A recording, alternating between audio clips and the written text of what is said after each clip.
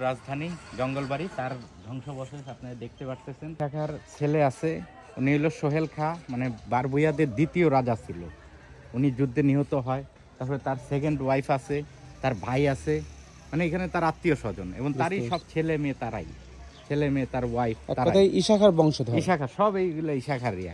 এবং তারাই একটা যুদ্ধে সে নিহত হয়, পরে তাদের এখানে সমাধিস্থল করে। আচ্ছা, তার ছেলে সোহেল খা মূলত এইখানকার রিয়াজ ছিল। তার ছেলে ইশাখা মোট কয়টা যুদ্ধে অংশগ্রহণ করছে? অনেকগুলা, 12 বইয়া প্রায় 1000-এর উপরে যুদ্ধে অংশগ্রহণ করছে। ইতিহাস ঘাটলে বুঝতে পারবেন। এর মধ্যে সবচেয়ে বেশি করছে মুঘলদের সাথে। মুঘলরাও কিন্তু এই ইশাখার সাথে পারি নাই না? তো আমরা ইশাখার ঠিক বাসভবন বা যেখানে দ্বিতীয় রাজধানী সেখানেই আছি আমরা। প্রথম থেকে বলুন। হ্যালো ভিউয়ার্স, এই হলো বাংলা সালতানাতের দ্বিতীয় রাজধানী জঙ্গলবাড়ি, তার ধ্বংসাবশেষ আপনারা দেখতে পাচ্ছেন। 16শো শতাব্দীতে এই জায়গা থেকে সম্রাট আকবরের বিরুদ্ধে ইশাখা প্রতিরোধ করে তুলেছিল। এবং মোগল সম্রাট কখনোই এই 12 বইয়ার কারণে, এই সাম্রাজ্যের কারণে কখনো তারা বাংলা রাজত্ব করতে পারেনি। এই তার বংশাবশেষ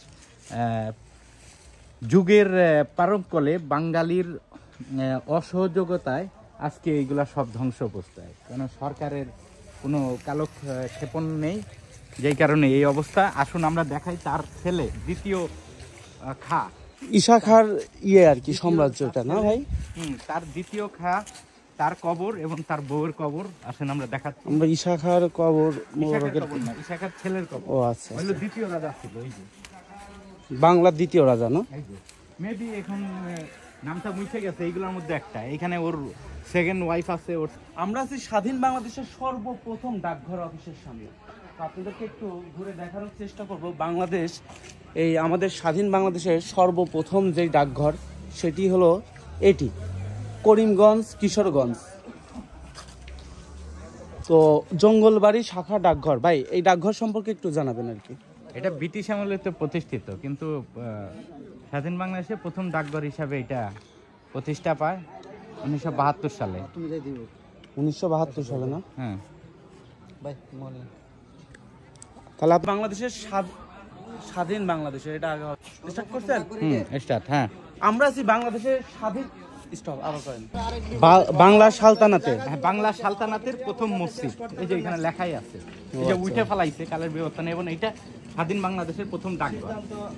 আচ্ছা,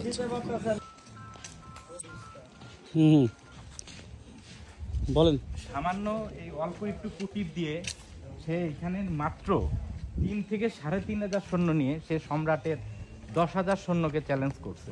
এবং মানসিংয়ের সাথে আমাদের এই যে 11 সিন্ধু, মানে বর্তমানে গাজীপুর জেলায় অবস্থিত, ওই যে কাপাসিয়া টুক নামে পরিচিত, ওইখানে একটা বৃহৎ যুদ্ধ হয়। সে যুদ্ধে সে মানসিংহরে হারায়। এবং সম্রাট আকবর থেকে শুরু করে মোগল সম্রাটরা একটাই দুঃখ, সে 12 বইয়া যতদিন বেঁচে ছিল, ইশাখার ছেলে সোহেল খার ছেলে রুস্তম খা, তারা থাকা অবস্থায় কখনো এই বাংলাতে তারা রাজত্ব করতে পারে নাই। তার সীমানা ছিল আরাকান রাজ্য পর্যন্ত।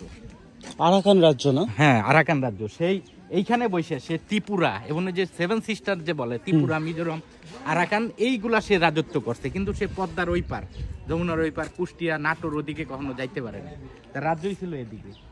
দেখেন, এই সামান্য এইটুকু কুটির দিয়া সে পুরা বাংলা সালতানাত শাসন করছে। তার সীমানা পুরা মিয়ানমার পর্যন্ত সে বিস্তৃত ছিল। ভিতরে যাও।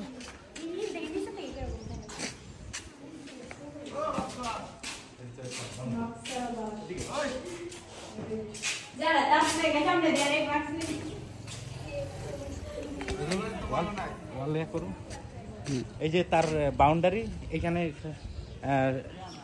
মানসিংহ একবার আক্রমণ করছে। ওই আক্রমণে কিছু অংশ মনে হয় যে কামান টামান মাইরা যে ভেঙে ফেলাইছিল মানসিংহ, ওই যে উপর দিয়ে মনে হয় সম্ভবত এইটা। কেন আজ থেকে 600 বছর আগের কথা তো, আমি ঠিক জানি না, কিন্তু ইতিহাস পড়ে যতটুকু বুঝলাম এই যে এইটাই হইতে পারে। আসো, এখন ওই প্রথম বাংলাদেশে প্রথম এই পূর্ব বাংলার প্রথম মসজিদ। এটা কি পূর্ব বাংলার না, মানে বাংলা ইশাখারিয়া। হ্যাঁ, ইশাখার এই যে প্রাসাদ ছিল আগে মহিলা ইশাখার প্রাসাদ ছিল আশেপাশে যা দেখতেছেন এটা তাদেরই বংশধর, তার 15তম বংশ, 15 কি 16তম বংশ। আসো সামনে হাইরা যায় যুদ্ধে, তখন এইখানে আইসে এই আশেপাশে এই জঙ্গল বাড়িতে লোকজন কালেক্ট করে তারপরে এইটুক করছে শুধু এইটুক দুর্গ দিয়ে সে সম্রাট আকবরের চ্যালেঞ্জ করে। তাহলে বোঝেন কি মাপের নেতা ছিল। আইন ভিতরে আইন, আসলে ভিতরে আসেন ভাই, 2 মিনিট।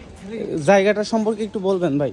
এটা হলো ইশাখার এক সময়ের বাংলা সালতানাতের দ্বিতীয় রাজধানী। এটা যখন ইশাখা পরাজিত হয় 1616 কি 17 খ্রিস্টাব্দে, তখন সে এইখানে এসে আস্তানা গাড়ে এবং এখান থেকে তার রাজ্য পুনরুদ্ধার করে। এই যে তার দুর্গর কিছু ভঙ্গাসন কালের বিবর্তনে সব হারাই গেছে।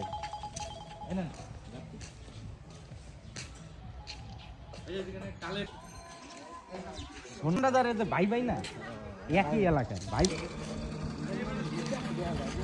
আমি আপনারা বলি পোস্ট অফিস না, ইশাখার আমলে পড়াই ডাকঘর এখন আছে।